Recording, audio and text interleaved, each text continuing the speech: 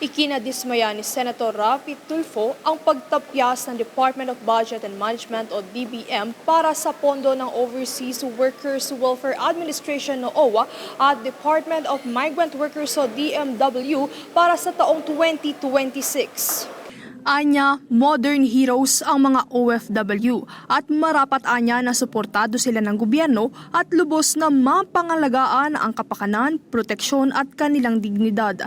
Kasabay ng pagkilala ni Senator Erwin Tulfo sa makabuluhang kontribusyon ng mga manggagawang OFW sa ekonomiya ng bansa, suportado ng mga mambabatas na dumalo sa hearing ang budget amendments para sa karagdagang pondo ng dalawang ahensya. Git pa ng senador, marapat lang anya na masuportahan ng OFWs dahil malaking bahagi ng gross domestic product ng bansa ang kanilang dollar remittances. Ang paksa ay nabuksan kasabay ng pagdinig ng Finance Subcommittee K para sa 2026 proposed budget ng DMW at OWA ngayong Lunes.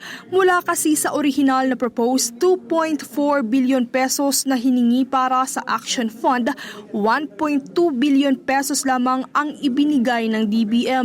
Bago pa ang pagsang-ayon sa budget insertion ay una nang pinunan ni Senator Loren Legarda, Senator Sherwin Gatchalian at Senator Erwin Tulfo ang underutilized na pondo ng dalawang ahensya. Ayon sa senadora, may sapat na pondo ang mga ito, ngunit hindi nagagamit ng maayos. Gayon din ang kanilang pagkwestiyon sa integration at reintegration programs para sa OFWs. We need to reach out to so many more. Kasi po ang design ngayon ng programa, unang-una, maliit ang budget ng National Reintegration Center. It's only recently that you gave us, that we broke the 100 million mark. At yan po ay napakaliit na halaga, but nevertheless, we're making do with the budget that we have.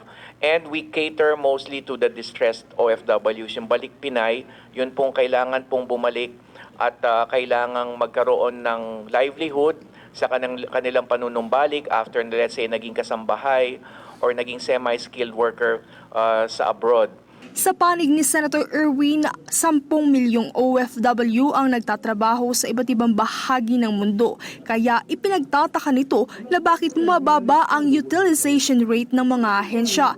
Diin niya, tila tinitipid yata ang mga OFW. Sa paliwanag ng OWA, hindi nila basta-bastang ginagastos ang pondo para sa contingent fund dahil inilalaan nila ito para sa emergency upang may mahugot na pondo sakaling ito ay kailanganin.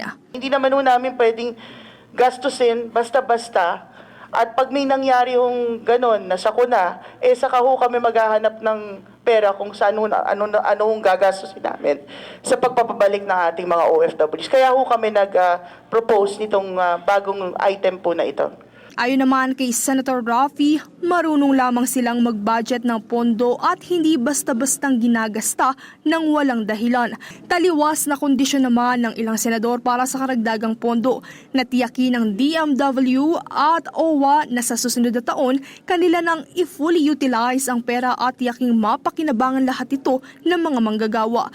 Bukod naman sa pondo, iminungkahi rin ni Senator Rodante Marcoleta at Senator Gatchalian ang karagdagang legal assistance para tugunan ng kaso ng mga OFW at mabilis na maipanalo ito. Kasunod nito ay iniakyat na sa plenaryo ang rekomendasyon para sa amyendasyon ng naturang budget. Mula rito sa Senado, Princess Castro nag-uulat para sa Golden Nation Network.